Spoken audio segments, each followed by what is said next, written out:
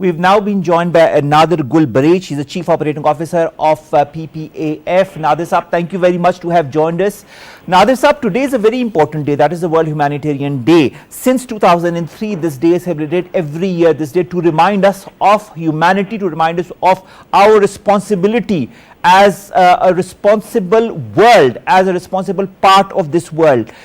Do you feel this day is important still in 2022? And how important is it? Well, thank you very much. The day is very important because you can see now in this monsoon region, even Pakistan currently is in severe flooding situation, and which started in July, and we still confront, the flash floods, and the rescue efforts are still undergoing. And even in this year in Pakistan, as you may know, that our army soldiers, the corps commander of Balochistan and some other soldiers, they also died during the flood response in some areas of Balochistan. So this is very relevant. We have to pay tribute to all Shuhada, to all those who martyred during making efforts to provide relief, rescue and early recovery to the affected of disasters.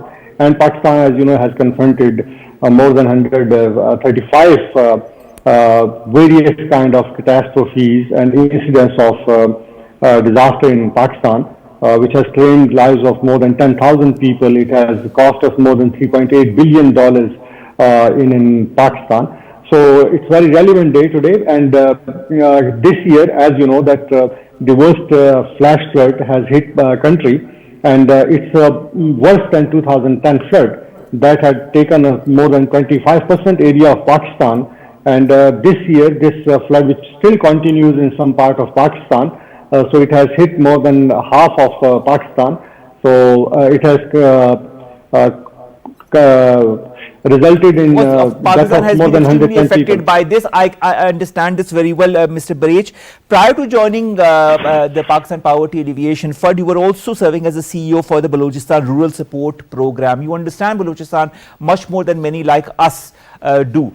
How important is it for us to take care of a province such as Balochistan? And under the recent floods, when Balochistan is the worst affected region because of the subsequent droughts and the loss of crops and cattle and people's lives, what measures need to be taken so that things like these do not happen in the future? How can we be future ready? Well, I think we have to work mostly on disaster mitigation, disaster prevention.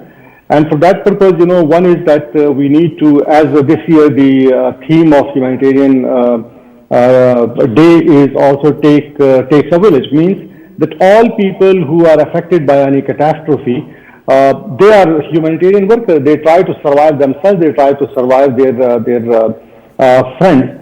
So in that aspect, I think what we need to do is we need to prepare communities, we need to prepare district disaster management authorities, I think, so that the not only mitigation, prevention starts from the community level, but also whenever in case of any emergency, they are prepared to respond to it immediately. We need to work on infrastructure, like most of the plain areas, in current catastrophe, the plain areas of Balochistan, Sindh and southern Punjab, so they are badly hit because water is inundated in those areas. So we need to work out, for shelter particularly, we have to raise the from ground these new shelters that need to be constructed in those areas so that we can avoid it in future also, because we see every time when flood hits, these areas are inundated with water. So we need to take measures, and also we need to work on flood protection walls in various areas. Because our country is, agro-pastoral economy. We depend on agriculture and livestock, and all these, catastrophes, particularly flash flood and drought, they hit our agriculture and livestock badly. So we need to work out, mechanisms at the community level. We have to work on infrastructure. We have to work on preparedness at community level, at district level. I think that these are some of the priorities that we need to look at.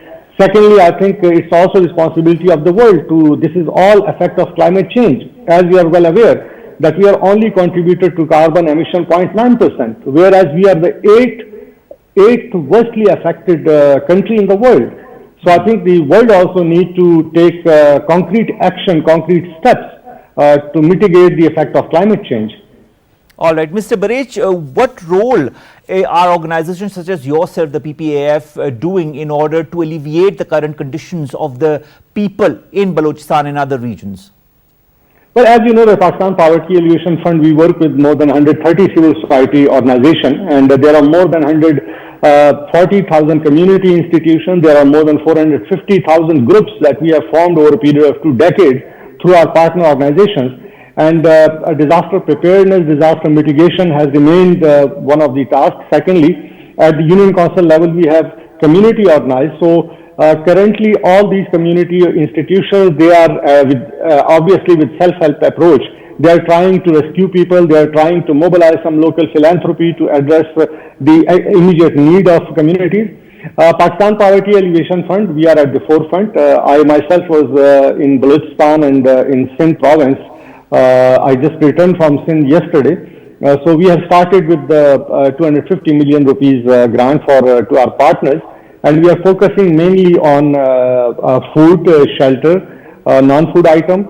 And what I have seen in the field also that there is dire need of medical treatment of people who have been affected with waterborne diseases. And also the cattle, sir. Also the cattle that has been severely affected. Cattle, obviously. There as well. Yeah, we have started, vaccination and treatment of animal also, cattle and livestock in those districts. We are also providing tarpaulin sheet at least so that they can protect themselves from the ongoing rain. And then we obviously will think of the tent. We have also provided the water treatment tablets, that purifies water, because in these areas they are inundated in water. Most of the water supply schemes have been damaged. But I think the catastrophe is quite large. The efforts that we are making are quite small compared to the catastrophe. And so far, international humanitarian community has also not mobilized. The government is striving with the rescue operation because rain still continues, flash flood still continues. So it's bigger catastrophe, and the communities at large, all those people who have been affected, they are lying, under the sky, and there are heavy rains going on in those areas. I was quite astonished to see, people in those areas. They said, previously we used to have 3 time meals, but now we have only 1 time meal. So with the ration we provided, they just a kind of smile that came on their faces, a happiness that at least we will be able to eat 2 times meal. So that's condition in the field. So I think we all, it's not only the government of Pakistan responsibility, but I think all organization, institution, private sector in Pakistan and community at large have to join hands to address this catastrophe, particularly now in this rescue and relief phase. So we have to be quite active, every one of us. All right, Nadir Saab, you talked about the disaster that is quite huge and the efforts that are not as fruitful as they need to be. Much more needs to be done. This is what I understand from what you've just told us. In this scenario, don't you feel the United Nations, because today is the World Humanitarian Day and this is a day that is under the auspices of UNOCHA, don't you feel the United Nations also needs to take cognizance of this and help countries like Pakistan out? I also understand that the United States has given some kind of a fund for the people of Balochistan as well, who are afflicted by the flood, but more needs to be done by other countries. Do you feel we need to contact them? Do you feel they understand the plight of the people? I think government of Pakistan has already extended appeal to United Nations, and I think the United Nations has just started an assessment of the flood affected areas. But what needs to be done, because now United Nations again they will put an appeal to international humanitarian community. So I think it's before even waiting for the result of assessment, I think United Nations should go ahead with the appeal, and all bilateral, multilateral donors, they have to support Pakistan in this hardship, and also our friend countries. I think they also need to provide support in this catastrophe. It's much dire need. And secondly, we are a poor country, and more than 40% population is already poor. And this kind of catastrophe, it puts people into a very vicious cycle of poverty. Like, even if you try, like PPAF has tried to uplift, living standard of more than 97,000 families by providing them with productive assets. But we provide them with livestock or agriculture assets, but this kind of flood, it washed it away. So it's a zero-sum game as far as poverty eradication efforts are concerned in this country. I think as far as poverty alleviation efforts are concerned, much more needs to be done. And of course, it's organizations like yours that are at the forefront, along with the government, along with our armed forces, to alleviate the plight of the people who have been affected by the recent floods. But floods are not the only thing. There's also drought as a result of climate change. So much more will be needed to be done. I hope the United Nations comes in sooner than later, and that many more countries understand the plight of Pakistan as well under this current crisis. Thank you very much, Nader Gul Barej, Chief Operating Officer, Pakistan Poverty Alleviation Fund, to have joined us, to have talked to us about your organization's efforts as well as a recent crisis due to the floods in Balochistan, all related to climate change.